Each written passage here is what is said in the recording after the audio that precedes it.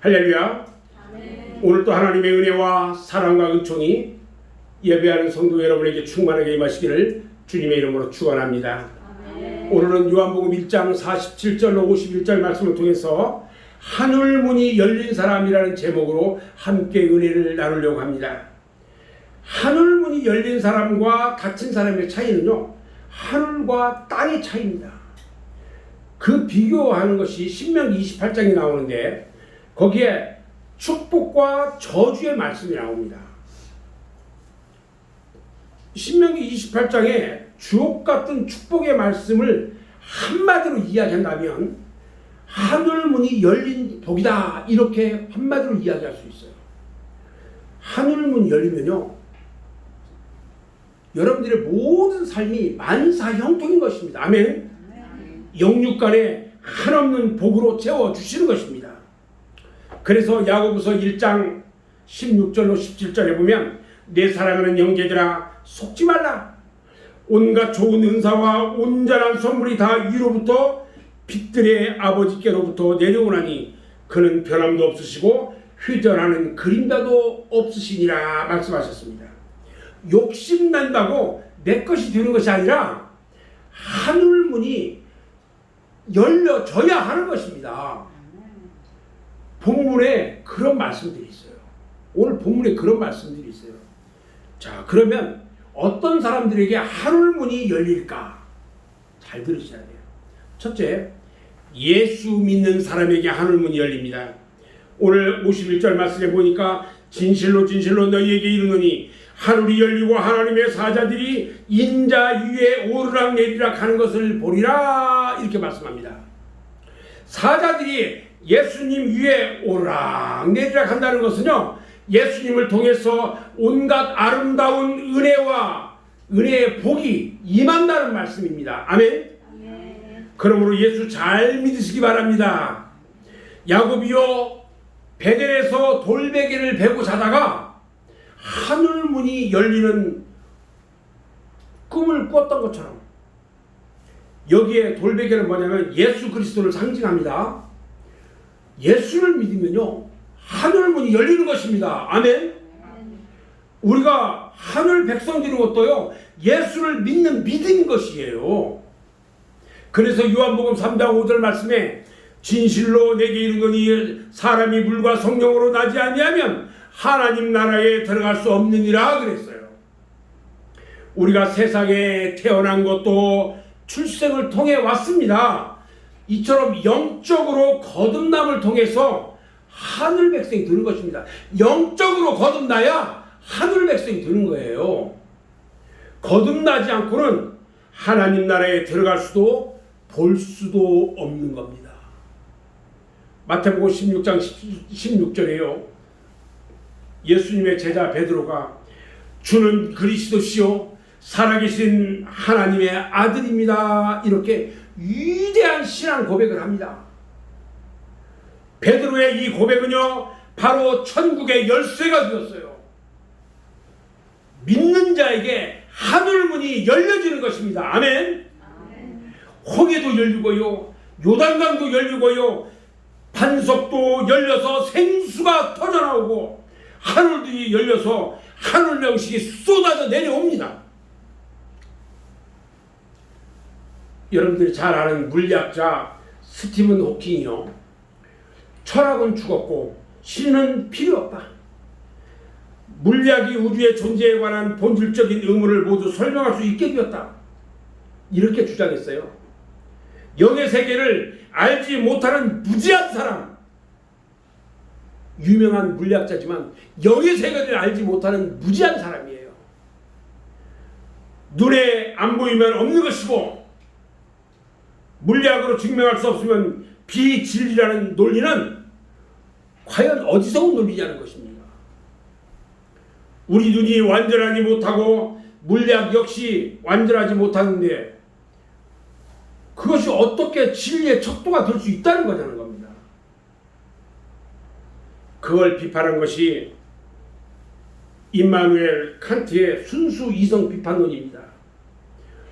칸트는요, 순수 이상 비판론을 통해서 당시 인간 이성을 절대시한 합리주의 철학이 대세를 이루고 있을 그때에 칸트는요, 인간의 이성이 최고 존재에 대한 탐구를 착수할 만한 능력이 과연 갖고 있는지 이거에 대해서 신랄한 비판을 했어요.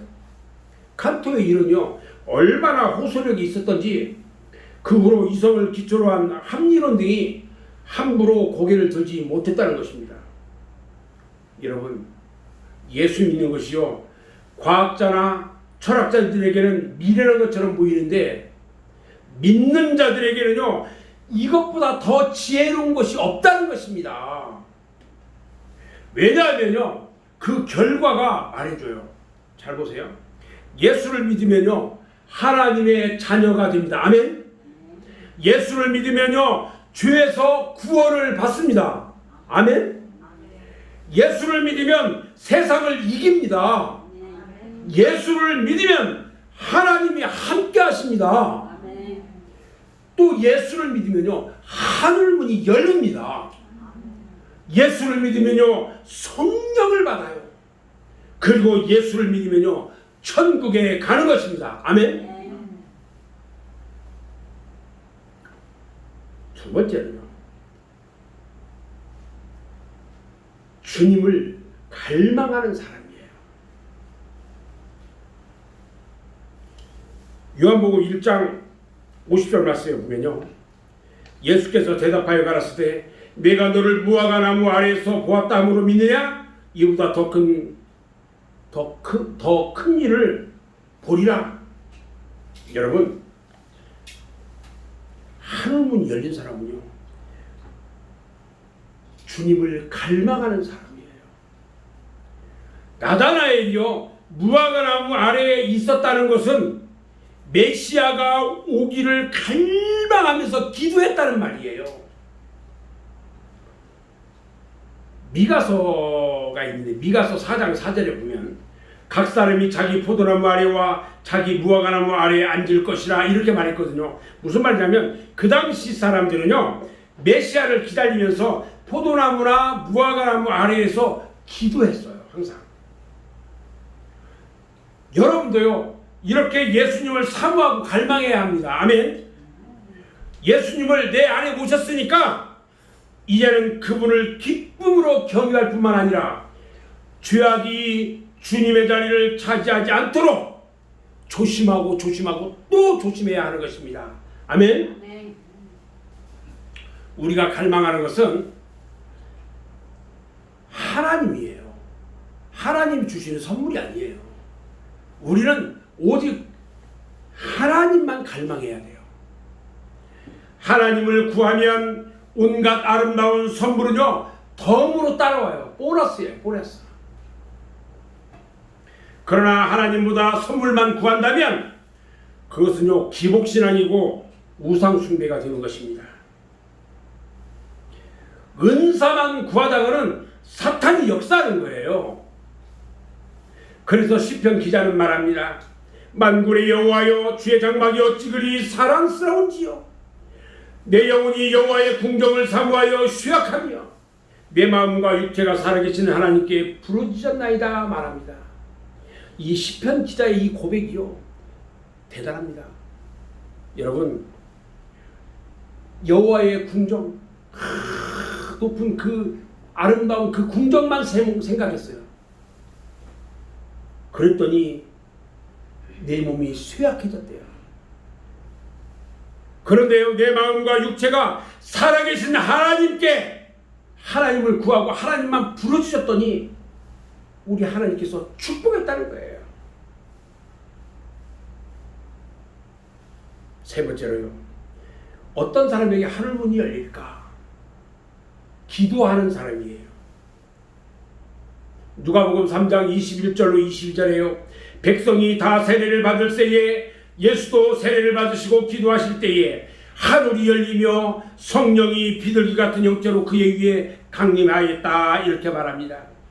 이것처럼요, 기도하는 사람에게 하늘문이 열리는 것입니다. 아멘. 야곱이요, 형의 축복을 대신 받습니다.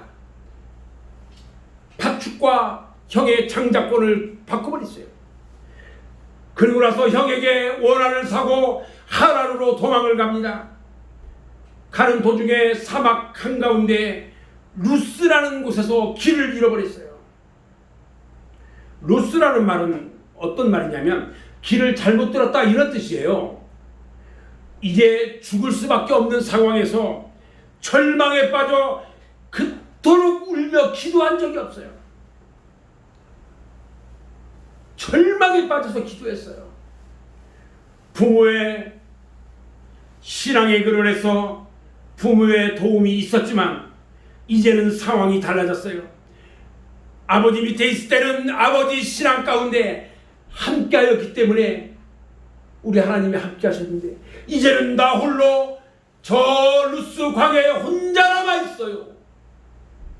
야곱이 절망 속에서 부르짖고 기도할 때에 꿈에 하늘문이 열리고요, 천사들이 오르락내리락 하는 것이 보였습니다. 또 있죠. 요한계시록을 기록한 사도 요한은요, 밤모섬에 유배되어 기도하다가요, 하늘문이 열려서 우리 하나님께서 환상으로 보여준 것을 기록했어요. 그것이 요한계시록입니다. 구약성경에 엘리야가 있어요. 엘리야도 기도로 하늘문을 열고 닫고 했던 사람이에요. 엘리야가 비가 오지 않기를 기도하니까 하늘문이 닫히고 3년 6개월 동안 비가 한 방울도 오지 않았어요. 그리고 다시 그가 비가 오기를 구했을 때에 하늘이 다시 열리고 하늘에서 비가 쏟아져 내렸어요. 초대교회도요, 기도의 사람들이었어요. 120문도들이 주님의 약속을 믿고 힘써 기도할 때에 호련히 하늘로부터 놀라운 성령의 은혜가 마가의 다락방에 임했습니다. 그래서 놀라운 능력의 사람이 되었고 믿음의 사람, 사랑의 사람, 예수의 사람들이 다 되었던 것입니다. 여러분, 또 어떤 사람에게 하늘문이 열릴까요? 회개하는 사람에게 하늘문이 열립니다.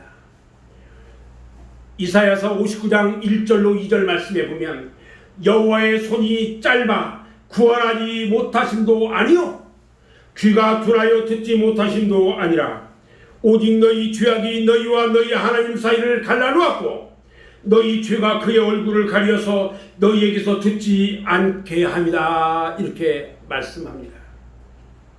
그런데 반면에 시편 28편 23절에 보면 하나님의 뜻대로 살지 않으면 네 머리 위에 하늘은 노치 되고 네 아래의 땅은 철이 들 것이다. 이렇게 말해요. 무슨 말이냐면요, 하늘이 막히면 다 막혀지는 것입니다. 아멘. 하늘이 막히면 다 막혀요. 하늘이 도시니까 돕자는 사람도 나타나는 거예요. 하나님이 도우셔야 나를 돕는 사람도 나타나는 것입니다. 하나님이 돕지 않으면요, 세상에 그 누구도 돕지 않는 겁니다. 아멘. 또 어떤 사람에게 하늘문이 열릴까요? 하나님의 집에 양식이 있게 하는 사람입니다. 하나님의 집이 어디예요? 교회예요. 교회. 말라기서 3장 10절에 보면요, 만군의 여호와가 이르노라 너희의 온전한 11조를 창고에 들여 너희 집에 양식이 있게 하고 그것으로 나를 시험하여 내가 하늘문을 열고 너희에게 복을 쌓을 곳이 없도록 붙지 아니하는지 보라. 11조하고 우리 하나님이 복 주는지 안 주는지 시험해 보라는 거예요. 하늘문을 열고 너에게 복을 주는지 안 주는지, 복이 쌓을 것이 없도록 부어주는지 안 부어주는지 시험해 보라는 거예요. 여러분, 온전한 11조를 드리면요, 하나님이 하늘의 문을 열고 복을 부어주시는 것입니다. 아멘. 세계에서요 11조를 제일 잘하는 민족이 누구냐면 유대 민족이에요. 11조는 내 수입의 10분의 1은 하나님 거예요. 하나님 앞에 드리는 거예요. 어떤 경우도 드리는 거예요. 그런데요, 현재 가장 부유한 민족이 누군지 아세요? 유대인이에요. 세계적으로 돈을 가장 많이 가지고 있어요. 미국의 40대 재벌 중에 24명이 유대인이에요. 우리나라 부흥사 중에 박재봉 목사님이 계신데, 그분이 11조를 잘 드리는 4,000명을 조사를 해봤어요. 그런데 3,990명이 복을 받았어요. 10명은요 온전한 11조를 드리지 않았다는 거예요. 온전한 11조를 드린 4,000명 중에 3,990명이 하나님의 복을 받았다는 거예요. 온전한 11조라는 것은 뭐냐면 계산적으로 부족함이 없는 거예요. 그 정신까지 올바른 거예요. 11조는요 나의 모든 것이 다 하나님이라는 것으로 표현해서 그 중에서 10분의 1을 구별해서 드리는 거예요. 예를 들어서 봉급을 받으면 봉급의 10분의 1을 먼저 띄어서 하나님께 먼저 드리는 거예요. 내가 일을 했어요. 수입이 생겼어요. 그 중에 10분의 1은 무조건 하나님 앞에 드려지는 거예요. 누가 나한테 용돈을 줬어요. 용돈을 준 거에 10분의 1은 다 하나님의 거예요. 다 하나님께 먼저 드려지는 거예요. 구별해야 돼요. 이것이 받은 것이 내 것이라는 생각에서 드리면 그것은 11조가 아니에요. 내가 일해서 번 건데 내 거야, 이렇게 생각하고 10분의 1을 그냥 11조 해야지. 이것은 여러분 11조가 아니에요. 내 거라고 생각하면 11조가 아니라는 거예요. 이것은 10분의 1은 하나님의 거야. 구별해서 드려져야 한다는 거예요. 내 것이라고 생각하니까 아깝죠. 유대인들은요 11조를 10원도 1원도 나눌 만큼 계산적으로 드리는데, 의라는 것은 옳다, 그 다음에 사랑이에요. 사랑. 그 다음에 믿음. 옳음과 사랑함과 믿음이 없었어요. 당연하고 감사한 마음이 없었어요. 더 드리고 싶다는 어떤 사랑의 마음이 없었어요. 이걸 드리면서 하나님이 주인이시고 하나님이 사장이시고 복 주신다는 믿음의 마음이 없었다는 거예요. 어떤 사람이 11조를 드리는데 9,883원 그렇게 동전까지 다 넣어서 드렸어요. 잘 드린다고 드렸어요. 이것은 옳은 11조가 아니에요. 9,883원을 11조로 드리는 것보다 그냥 10,000원 채워서 드리면 얼마나 좋아요. 그걸 꼭 따져. 하나님께서는요 헤아리지 않고 주시는데, 우리가 헤아려가지고 드리면 하나님께서 과연 좋게 받아들일까 괘씸하게 받아들일까 생각해봐야 돼요. 누가복음 6장 38절을 보면요, 주라 그리하면 너희에게 줄 것이니 곧 후일이 되어 누르고 흔들어 넘치도록 하여 너희에게 안겨주리라 그랬어요. 너희가 헤아리는 그 헤아림으로 너희도 헤아림을 도로 받을 것이라. 내가 따져가지고 이렇게 해두면 우리 하나님도 다 따져가지고 주겠대요. 그러나 채워가지고 그냥 하나님께 드리면 우리 하나님이 그에게 복을 주시는데, 채워서 누르고 흔들고 넘치도록 채워주겠다는 거예요. 아멘. 그런 축복을 받아야 된다는 것이에요. 11조는요 나의 모든 것은 하나님의 기업입니다 하는 고백이에요. 나의 모든 것들은 하나님의 기업입니다. 하나님이 주신 것입니다. 이런 고백이에요.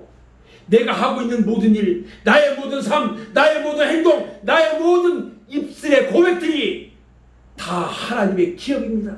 다 하나님 겁니다. 고백이에요.